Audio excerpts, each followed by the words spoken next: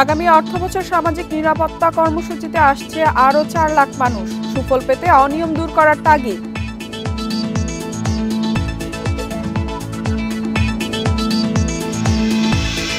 সরকারের ব্যাংক ঋণ ছাড়ালো ৫০,০০০ কোটি টাকা। উৎপাদনশীল খাতে ব্যয় করার পরামর্শ অর্থনীতিবিদদের।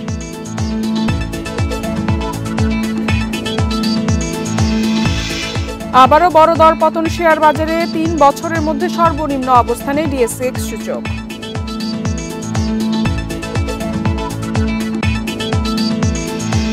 সবাইকে আমন্ত্রণ অর্থনীতি সারাদিনে আপনাদের সাথে আছি ইফাতার আতিথি। শুনছিলেন শিরোনাম, এবারে জানাবো বিস্তারিত। আগামী অর্থবছর সামাজিক নিরাপত্তা কর্মসূচির আওতায় আসবে আরও ৪ লাখ মানুষ। বরাদ্দ বেড়ে হচ্ছে ১,৩০,০০০ কোটি টাকা। অর্থনীতিবিদরা বলছেন, উচ্চ মূল্যস্ফীতির বিবেচনায় উপকারভোগীদের ভাতাও বাড়ানো উচিত। তাদের মতে, দুর্নীতি অনিয়ম দূর করা গেলে এই কর্মসূচির সুফল পাবে যোগ্য আরও অনেকেই। বর্তমানে দেশের ২৬২ উপজেলায় ৫৮,০০,০০০ বয়স্ক নাগরিক মাসে ৬০০ টাকা করে ভাতা পাচ্ছেন। আসছে অর্থবছর এ সুবিধাভোগীর সংখ্যা বেড়ে ৬০ লাখে উন্নীত হবে। বরাদ্দ রাখা হচ্ছে ৪,৪২৫ কোটি টাকা। ২৫,৭৫,০০০ বিধবা ও স্বামী নিগৃহীতা নারী মাসে ৫৫০ টাকা করে ভাতা পান। সামনের বছর আরও ১ লাখ সুবিধাভোগী বাড়বে। মোট বরাদ্দ থাকছে প্রায় ১,৯৩১ কোটি টাকা। এছাড়া প্রায় ৩০ লাখ অসচ্ছল প্রতিবন্ধী মাসে ৮৫০ টাকা করে ভাতা পান। সামনে অর্থবছর আরও ১ লাখ উপকারভোগী বাড়ছে। মোট ব্যয় হবে প্রায় ৩,২০০ কোটি টাকা। সব মিলিয়ে আসছে বাজেটে সামাজিক নিরাপত্তা খাতের ১৩০ কর্মসূচিতে বরাদ্দ বাড়ছে ৩,৭২৮ কোটি টাকা। সবচেয়ে বড় গুরুত্বপূর্ণ দারিদ্র্য বিমোচনের প্রয়াস এই খাতে সুদূর প্রসারী নয়, ইমিডিয়েট টার্মে এটা কন্টিনিউ হবে আমি আশা করি, এবং এই বছর আরও সংখ্যা বাড়বে এবং আগামী বছর আরও বাড়বে। আমি মনে করি ইন দ্য নেক্সট 3 ইয়ার্স সম্পূর্ণ এলিমিনেট করা যাবে। তবে নতুন কিছু লোক হবে, এই ব্যবস্থাটা চলতে থাকবে। সামাজিক নিরাপত্তা খাতে উপকারভোগীর সংখ্যা বাড়লেও ভাতার পরিমাণ বাড়ছে না। অর্থনীতিবিদরা বলছেন, দেশে বর্তমানে মূল্যস্ফীতির হার প্রায় ১০ ভাগ। তাই ভাতার পরিমাণ নির্ধারণে বিষয়টি বিবেচনায় নেয়ার পরামর্শ তাদের। অ্যামাউন্টটাও বাড়ানো উচিত যাতে ইনফ্লেশনকে অ্যাডজাস্ট করা যায়। পার্টিকুলারলি খাদ্যবান্ধব কর্মসূচি এবং ওএমএস যেটা আছে শহরে, সে এই দুইটাকে একটু অ্যাড্রেস করা উচিত। ১ কোটি কার্ড হোল্ডার যদি আমরা রাইট পিপলকে আইডেন্টিফাই করতে পারতাম, আমার মনে হয় সব গরিব মানুষকে আমরা কাভার করতে পারতাম। তার মানে এখানে অনেক নন পুয়ার কিন্তু এখানের মধ্যে ইনক্লুড আসে। সেই জায়গাগুলো আমাদেরকে অ্যাড্রেস করতে হবে। বর্তমানে সামাজিক নিরাপত্তা খাতে বরাদ্দ জিডিপির ২.৫%। এ হার বাড়িয়ে ৩% করার পরামর্শ দিয়েছে পরিকল্পনা কমিশনের আর্থসামাজিক অবকাঠামো বিভাগ। Hari Saha, independent news, Dhaka. চলতি অর্থবছর ব্যাংক খাতে সরকারের ঋণ ছাড়িয়েছে ৫০,০০০ কোটি টাকার বেশি। অর্থনীতিবিদরা বলছেন, লক্ষ্যমাত্রা অনুযায়ী রাজস্ব আদায়ে ব্যর্থতা, ডলারের বাড়তি দাম ও সুদ হার বৃদ্ধিতে সরকারের ঋণ নেওয়ার প্রবণতা বাড়ছে। এই ঋণ উৎপাদনশীল খাতে ব্যয় না হলে অর্থনীতিতে ঝুঁকি বাড়ার আশঙ্কা তাদের।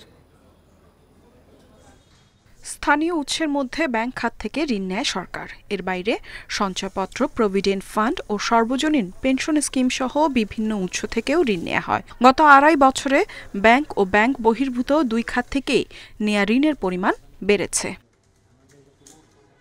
সবশেষ হিসেব অনুযায়ী চলতি অর্থবছরে ব্যাংক খাত থেকে মে পর্যন্ত সরকার নিট ঋণ নিয়েছে ৫০,৮৯৯ কোটি টাকা। এ সময় বাণিজ্যিক ব্যাংক থেকে নেওয়া হয়েছে ৭০,০০০ কোটি টাকা।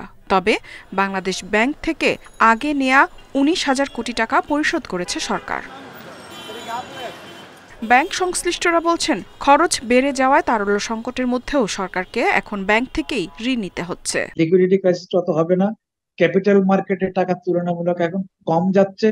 সেদিক থেকেও এটা আমার মনে হয় যে যেহেতু রেট বেশি পাচ্ছে ব্যাংকগুলোতে, নন ব্যাংকগুলোতে, সেখানে আরো টাকা আসবে। সরকারের এইরকম সময়ে অতিরিক্ত যদি বড় করতে হয় তাইলে হয়তো প্রাইভেট ক্রেডিট ডিমান্ডে একটু ভাটা পড়তে পারে। অর্থনীতিবিদরা বলছেন, সরকারের ঋণের বোঝা বাড়লে এর চাপ পড়বে সাধারণ জনগণের উপর। তাই ঋণের অর্থ উৎপাদনশীল খাতে বিনিয়োগের পরামর্শ তাদের। বোঝাটা কার উপরে পড়ছে ঋণ পরিশোধে?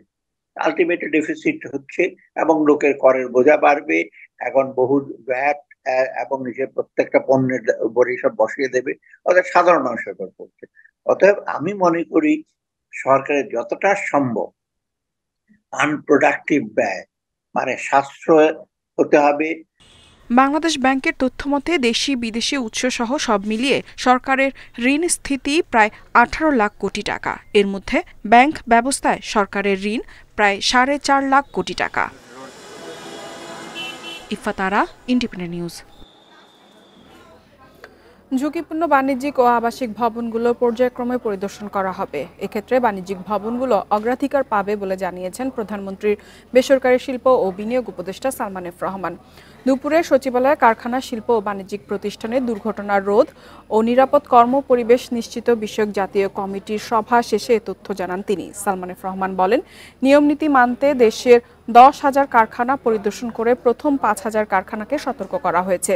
তাদের মধ্যে 4টি কারখানাকে বন্ধ করে দেওয়া হয়েছে, বাকি 5,000 কারখানাকেও সতর্ক করা হবে। তিনি বলেন, পর্যায়ক্রমে আরও কারখানা পরিদর্শন করা হবে, তবে এখন থেকে নতুন কারখানাগুলো ডিসি কমিটির পরিবর্তে সংশ্লিষ্ট কর্তৃপক্ষ যাবতীয় অনুমতি তদারকি দেখভাল করবে। বিল্ডিং কোড বাস্তবায়নে গণপূর্ত মন্ত্রণালয় আরও সচেষ্ট হতে হবে। রাজধানীর পার্কিংয়ের জায়গাগুলো শুধু পার্কিংয়ের জন্য সংরক্ষণ করতে হবে বলেও জানান সালমান এফ রহমান।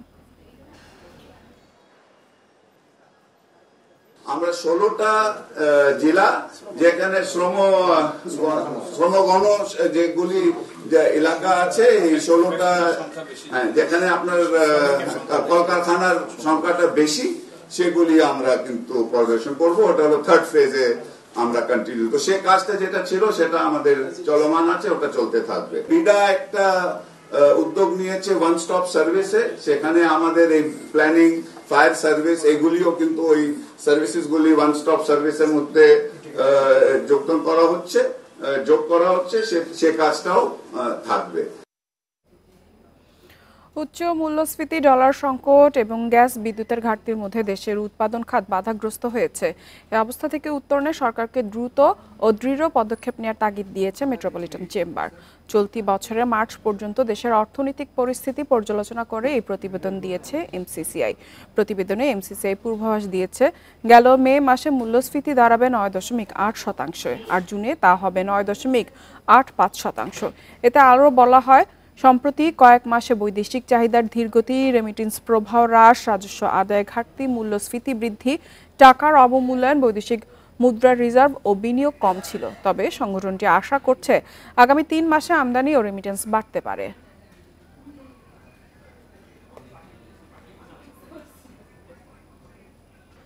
আবারও বড় দরপতন শেয়ার বাজারে। সপ্তাহের 4র্থ কার্যদিবসে সূচক ও লেনদেন কমেছে ঢাকা স্টক এক্সচেঞ্জে। প্রধান সূচক ডিএসসি-এক্স 50 পয়েন্ট কমে অবস্থান করছে 5,228 পয়েন্টে, যা গত 3 বছরের মধ্যে সর্বনিম্ন অবস্থান। অন্যদিকে চট্টগ্রাম স্টক এক্সচেঞ্জে সার্বিক সূচক কমেছে 155 পয়েন্ট। বুধবার দিনের শুরুতেই দরপতনে ঢাকা স্টকের সূচক। প্রথম 3 মিনিটে প্রধান সূচক কমে 17 পয়েন্ট।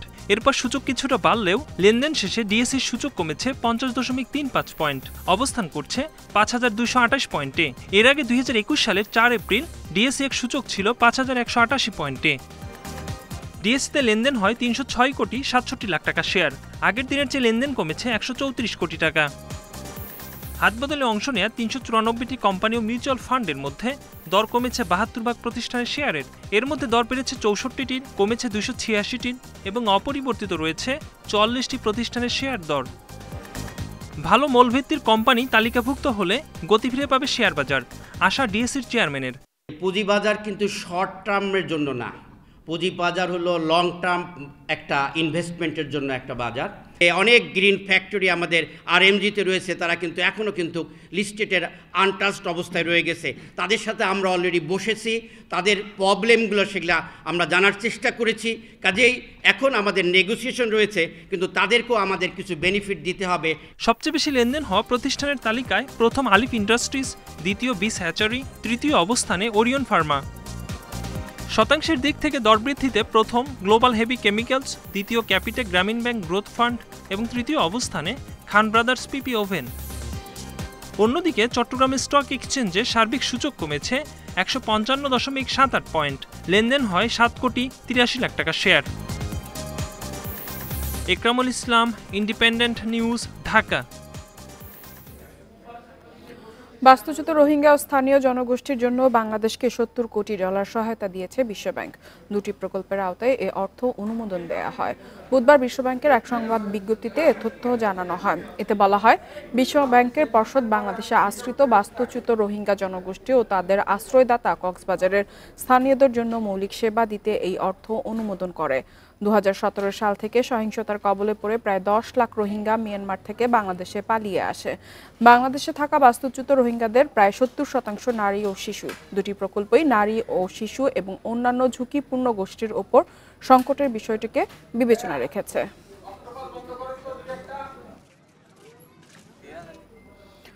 ঘূর্ণিঝড় রিমালের তাণ্ডবে বিচ্ছিন্ন হয়ে যাওয়া বিদ্যুৎ সরবরাহ ধীরে ধীরে স্বাভাবিক হতে শুরু করেছে। বিদ্যুৎ ব্যবস্থার উন্নতির সাথে সাথে প্রায় 88% মোবাইল নেটওয়ার্ক সচল হয়েছে। 3 দিন ধরে ভেঙে যাওয়া খুঁটি মেরামত, গাছ অপসারণ ও সংযোগ পুনর্স্থাপনের কাজ করছে বিদ্যুৎ অফিসের কর্মীরা। ঘূর্ণিঝড়ে বাগেরহাটের 5.5 লাখ গ্রাহক বিদ্যুৎ বিচ্ছিন্ন হয়ে পড়ে। দুপুর নাগাদ 3 লাখের বেশি গ্রাহককে বিদ্যুৎ সংযোগ দেওয়া সম্ভব হয়। আজকের মধ্যে জেলার 90 থেকে 95% সংযোগ স্বাভাবিক হবে বলে জানিয়েছে বিদ্যুৎ অফিস। এরই মাঝে খুলনা, সাতক্ষীরা ও পিরোজপুরের 90%, নোয়াখালী ও লক্ষ্মীপুরের 80% এবং বরিশালের 70% সংযোগ স্বাভাবিক হয়েছে। তবে বরগুনায় এখনও 4 লাখ, ভোলায় 3.5 লাখ এবং ঝালকাঠিতে 1 লাখের বেশি গ্রাহক বিদ্যুৎহীন রয়েছে। 70,000 গ্রাহকের ভিতরে আমার 3,000 গ্রাহক চালু হয়েছে। আমরা যথাসম্ভব দ্রুতই কাজ শেষ করার জন্য চেষ্টা করব। যত তাড়াতাড়ি পারি গ্রাহককে বিদ্যুৎ দিয়ে আমরা ঘরে ফিরব আর কি।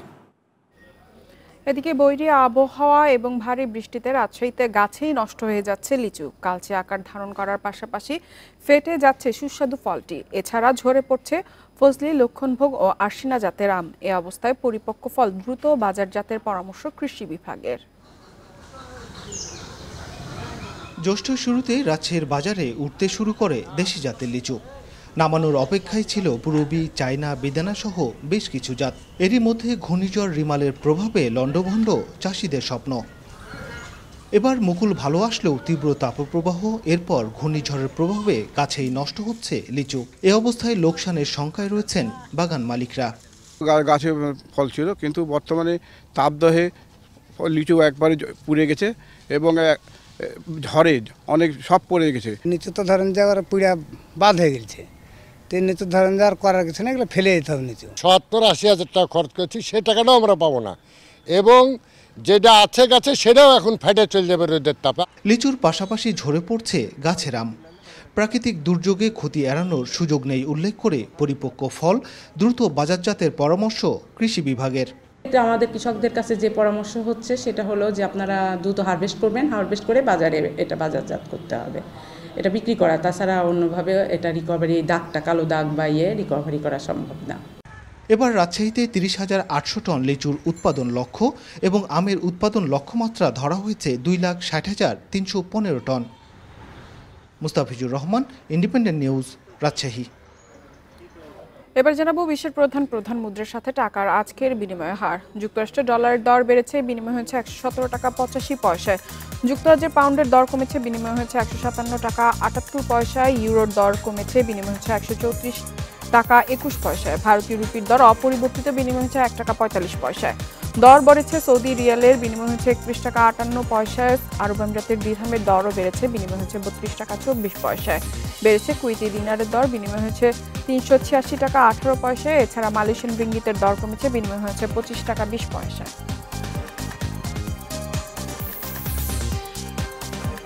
আর এই ছিল অর্থনীতি স্বাধীনের আজকের আয়োজনে। ইন্ডিপেন্ডেন্ট টেলিভিশনের সব খবর আরও জানতে চোখ রাখুন ফেসবুক, ইউটিউব এবং এক্সে। আমন্ত্রণ আমাদের পরবর্তী সংবাদে।